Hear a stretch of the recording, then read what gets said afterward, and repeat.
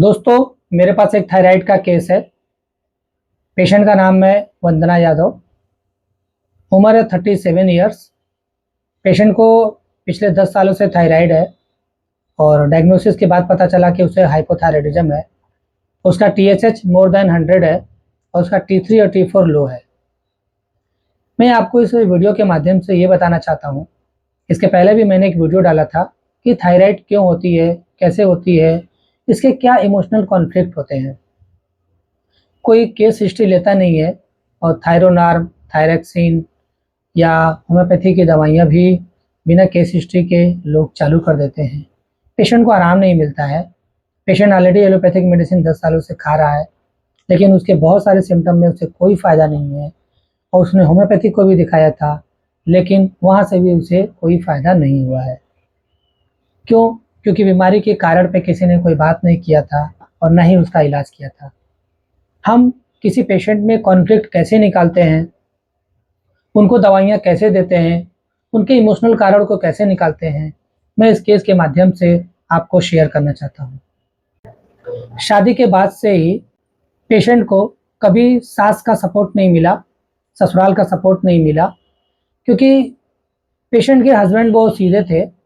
तो उनकी सास जो है अपने बच्चे को जैसे एक नौकर की तरह ट्रीट करती थी, नौकर की तरह रखती थी। तो बहू ने थोड़ा-सा आवाज़ उठाया, तो सास को लगा कि ये लड़की बहुत तेज़ है, तो एक बच्चा होने के बाद उन्होंने उसको अपने परिवार से अलग कर दिया। उसको ससुराल का या सास का कोई सपोर्ट नहीं था। 10 साल पहले पेशेंट को उसके हस्बैंड के एक्स्ट्रा मैरिटल अफेयर के बारे में पता चला, तो पेशेंट के मन में एक डर, एक इनसिक्योरिटी आ गया कि मुझे ससुराल का कोई सपोर्ट नहीं है और पति भी इस तरीके से कर रहे हैं, अगर इन्होंने मुझे छोड़ दिया तो मेरा क्या होगा? पति के ऊपर वो कंटिन्यूअस शक करना चालू कर दी। पति बहुत समझाने की कोशिश करता था, फिर भी उसका शक कभी दूर होता ही नहीं था कि पति अब उस औरत से बात कर रहा है या बात नहीं कर रहा है। ये डर उसके मन में हमेशा बना रहता था कि कहीं ये छोड़ दिए तो मेरा क्या होगा?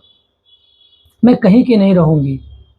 और धीरे-धीरे पहले रिपोर्ट में जो चीज़ें पॉजिटिव थी, T3, T4 और ये सब चीज़ें, बाद में उसके गले में भी स्वेलिंग आने लगी राइट साइड में।